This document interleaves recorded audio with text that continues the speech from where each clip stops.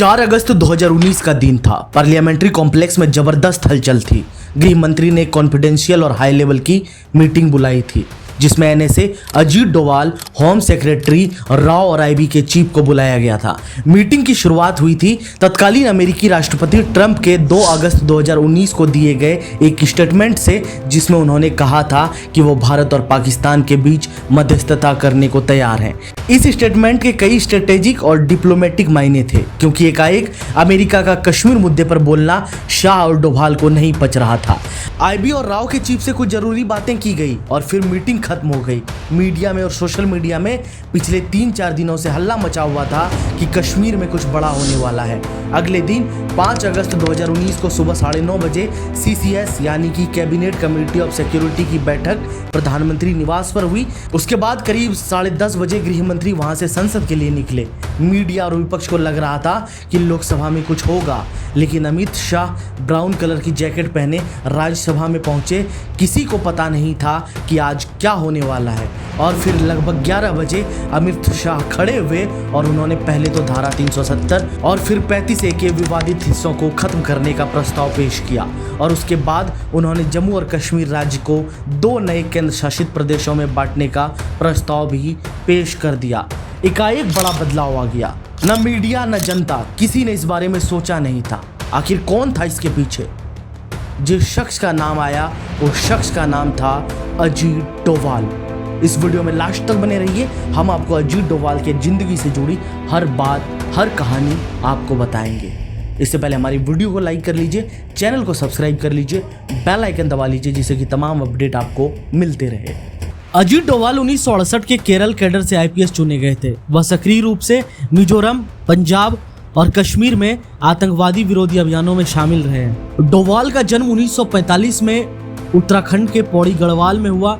उन्होंने अपनी शुरुआती पढ़ाई राजस्थान के अजमेर स्थित अजमेर मिलिट्री स्कूल में की। 1967 में आगरा यूनिवर्सिटी से उन्होंने अर्थशास्त्र में पोस्ट ग्रेजुएशन की डिग्री ली।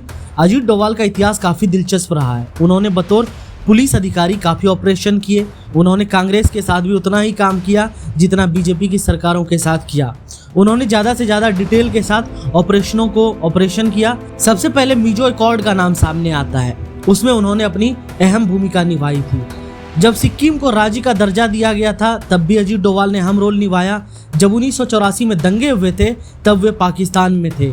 वे वहां जासूस के रूप में काम कर रहे थे। जब 1988 में ऑपरेशन ब्लैक थंडर हुआ था, तब भी उन्होंने अहम भूमिका निभाई थी। बताया जाता है कि 3 महीने तक वे बतौर पाकिस्तानी एजेंट आतंकवादियों के साथ स्वर्ण मंदिर में छिपे रहे थे। उन्हीं के नेतृत्व में NSG का ऑपरेशन कामयाब हुआ था। इसी के चलते उन्हें कीर्ति चक्र से नवाजा गया था। 1995 में जब जम्मू कश्मीर में विधानसभा चुनाव हुए थे, तब डोभाल ने अहम भूमिका निभाई थी। कश्मीर में 1990 के दशक में आतंकवाद का दौर शुरू हो गया था। उसके बाद पहले चुनाव 1995 में हुए थे। सन 1999 में कांधार में भी उन्होंने अहम भूमिका निभाई थी, जब IC 814 का हाईजैक हुआ था।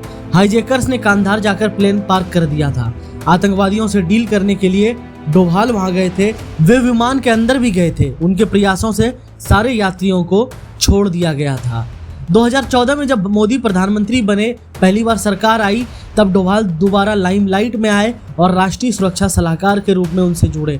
वे इसलिए चुने गए क्योंकि वे राष्ट्रवादी विचारधारा पर विश्वास रखते हैं। वे हमेशा कहते हैं कि हमेशा नेशन फर्स्ट होना चाहिए। भारत के हित को वे हमेशा ऊपर रखते हैं, जिसके चलते उन्हें यह अहम भूमिका दी गई। उन्होंने 2014 से 2019 तक कई महत्वपूर्ण ऑपरेशन किए। उनका सबसे पहला अहम ऑपरेशन था जिसमें इराक में फंसी नर्सों को वापस लाया गया था।